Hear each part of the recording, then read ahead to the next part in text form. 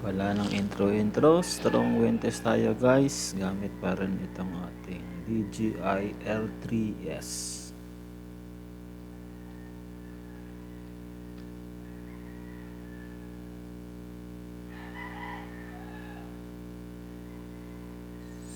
So pag bungad pa lang natin guys, ito agad yung lumabas, strong wind warning.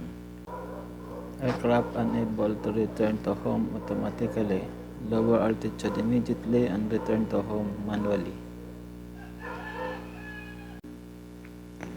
Ito naman guys yung kanyang wind speed, 27 km per hour dito sa lugar namin at this time.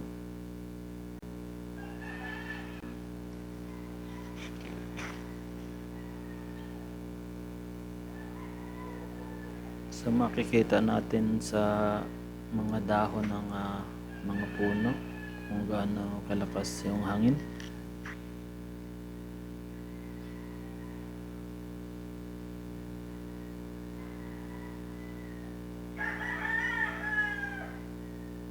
So itong isa din sa dahilan kung bakit ito napili kong bilhin drone, kahit medyo pricey dahil sa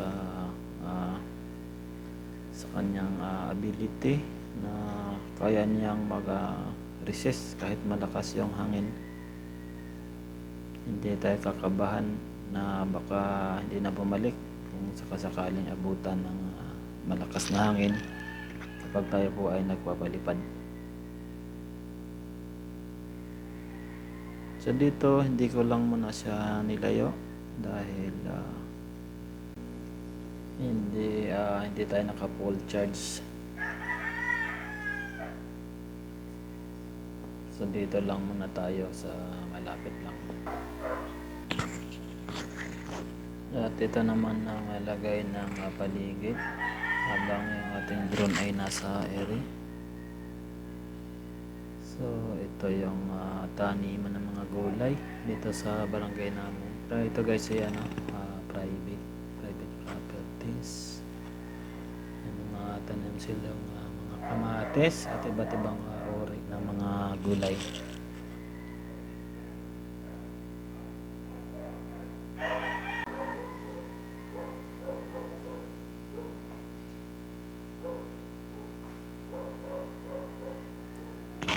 Ganun kalakas yung hangin guys. At ito nga pala ang drone natin ay mas malaki siya kaysa sa mga mini mga drone, mini 3, mini 4. Mas malaki ito guys.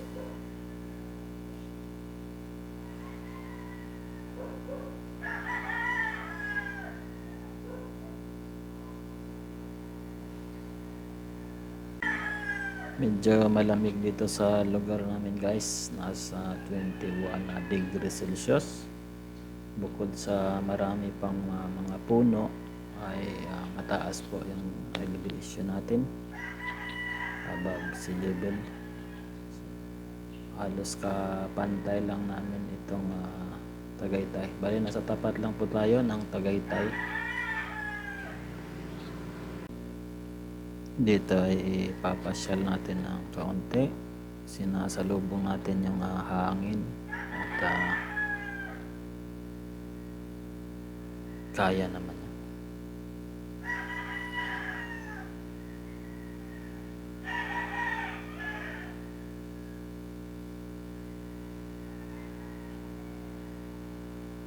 Kahit nasa ganitong layo siya guys, naririnig ko pa rin yung propeller niya mula dun sa pinanggalingan ko.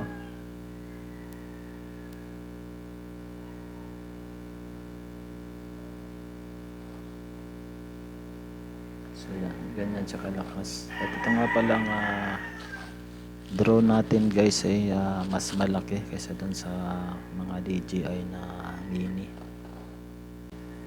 Kung sakaling mas lumakas pa dito yung hangin ay kaya pa rin ang drone natin dahil so far naka normal mode pa rin tayo at mayroon pa tayong sports mode para lang may balik natin yung drone sa home point.